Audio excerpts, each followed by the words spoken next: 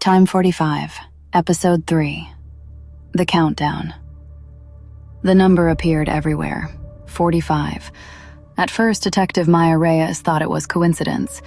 Then she found it in a second case, then a third, and then she stopped believing in coincidences.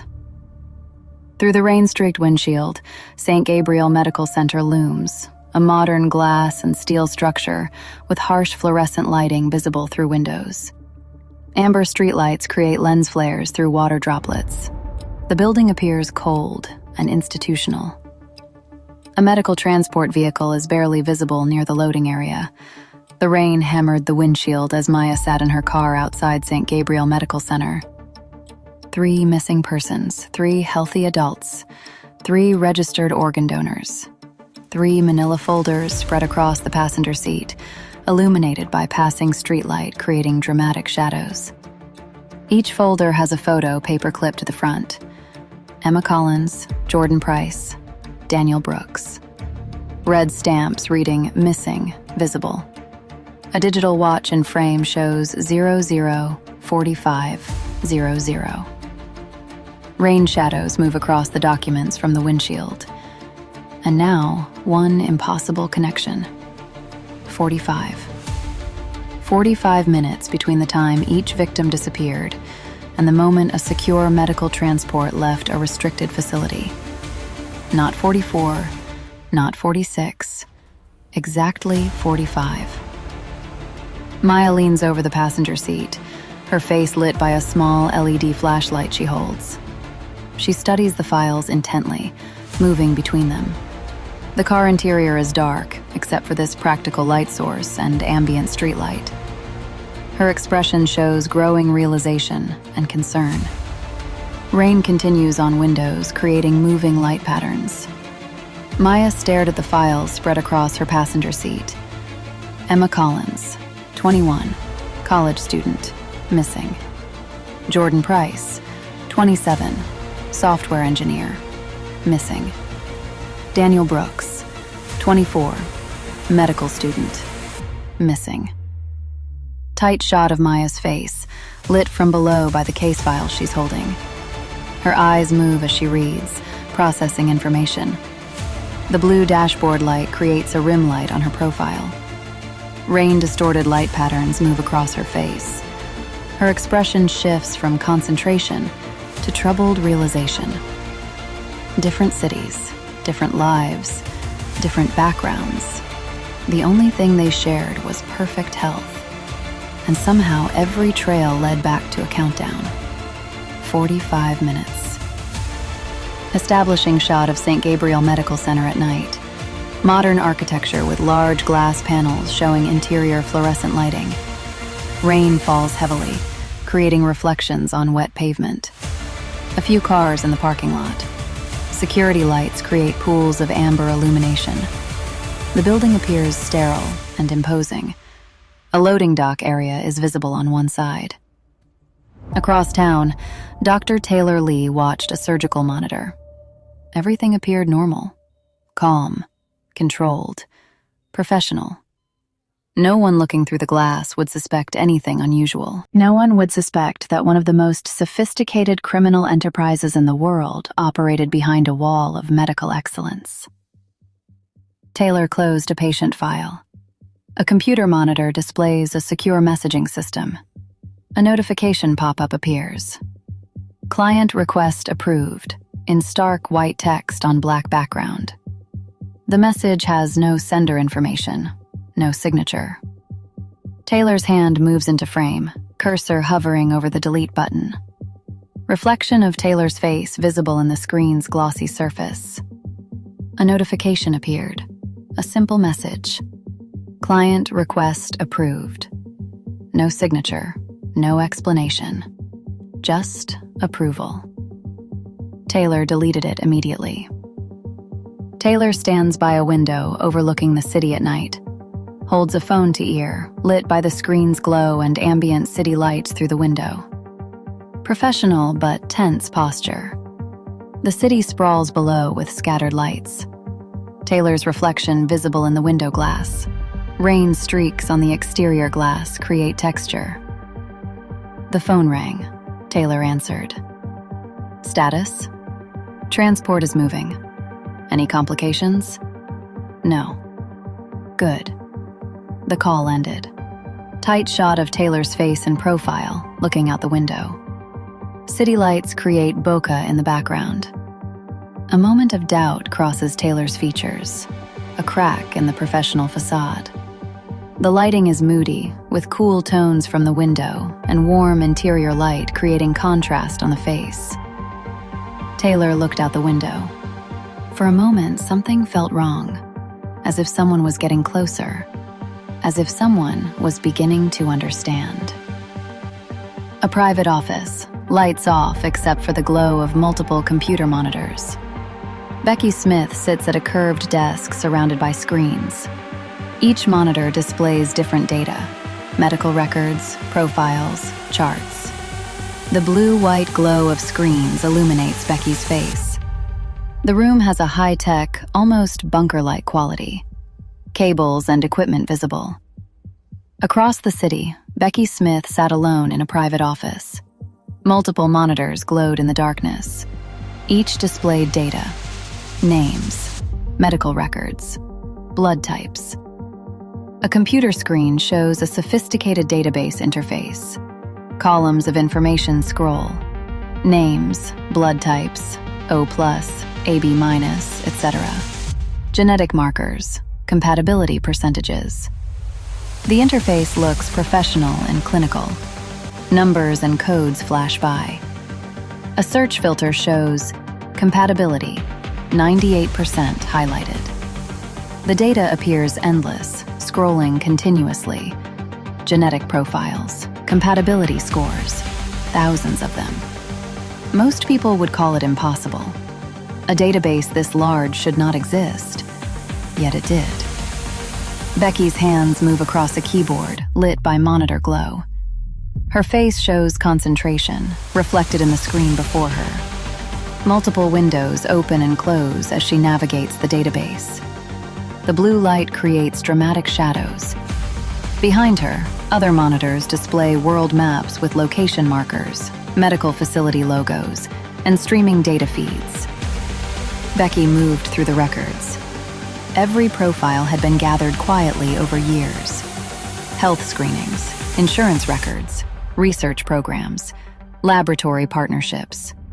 Information flowing from places no one thought to question. A monitor displays a new profile appearing. Photo of a young person, vital statistics, blood type, genetic compatibility score of 99.7%. A red priority stamp appears over the profile. Then, highest level flashes. The profile has already been flagged by someone else. Becky's cursor hovers over the file, hesitant. A new profile appeared. Young, healthy, perfect compatibility. Becky frowned. Someone had already flagged the file. Priority status, the highest level. Tight shot of Becky's face illuminated by monitor glow. Her expression shows concern and fear. The blue light creates stark shadows. Her eyes reflect the screen data. She swallows hard, clearly uncomfortable with what she's seeing. The weight of knowledge visible in her features. Which meant a client had made a request. A very important client. The kind of client capable of changing governments. The kind of client nobody refused. Becky quickly closes windows and locks her screen. The monitors go dark one by one, leaving only ambient city light through a window. She sits back in her chair, face now in shadow. Her silhouette against the faint window light. The room feels suddenly oppressive and dangerous. Becky locked the screen. Even she did not want to know too much. Knowledge was dangerous. The less you knew, the longer you survived. Meanwhile, Maya met with her former partner. "I need another set of eyes." He reviewed the files. After several minutes, he looked up. "You're chasing ghosts." "Maybe." The case files spread on the coffee shop table. The partner's hands move through them, turning pages. Photographs of the 3 victims visible, handwritten notes, highlighted sections, a printed timeline. The partner's finger taps on a particular detail. Natural window light creates soft shadows. Coffee cup rings on some documents add realism.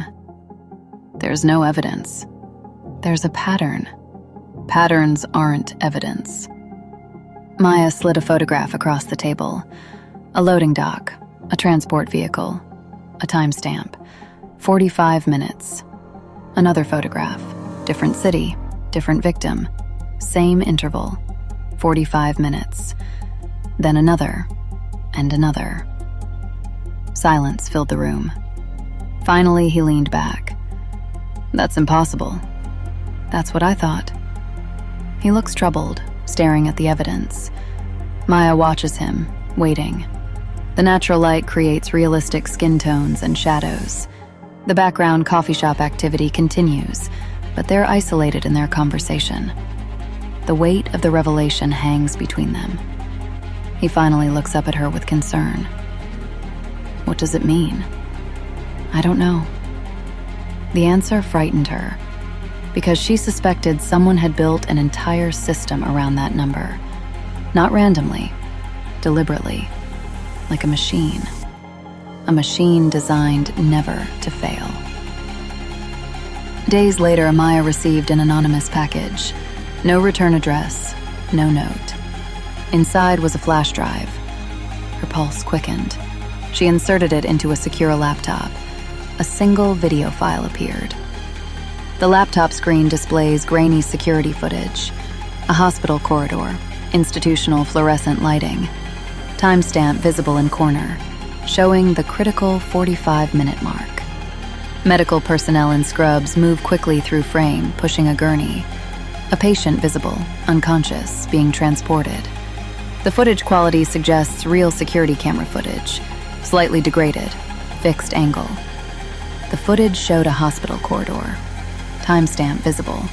Medical personnel moving quickly. Then a patient, unconscious, being transported. Her eyes widen as she watches. She freezes, barely breathing. The realization hits her hard. Maya froze. The timestamp. 45 minutes. Again. The video ended. No explanation, no clues. Only confirmation. Across the ocean, a private meeting was taking place. Powerful figures sat around a polished table. No names, no introductions. Only business. One screen displayed a countdown. 45 minutes. One man smiled. Amazing. Another nodded. The system remains efficient. A woman asked a simple question. Any risk? No. What about the detective? She doesn't know enough. Yet. Back in her apartment, Maya stared at photographs covering an entire wall. Strings connected names. Hospitals, laboratories, airports, shipping companies, medical foundations, charities. The picture was becoming larger. Much larger. The detail is overwhelming. Someone had spent years building something hidden beneath the surface of ordinary life, and every new discovery pointed toward a terrifying possibility. The missing people had never been random. Maya stands close to the wall, her back to camera, reaching up to pin another connection.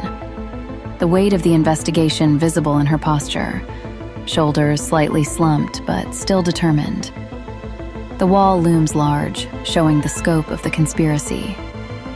They had been selected, chosen, tracked, cataloged, and when the time came, taken.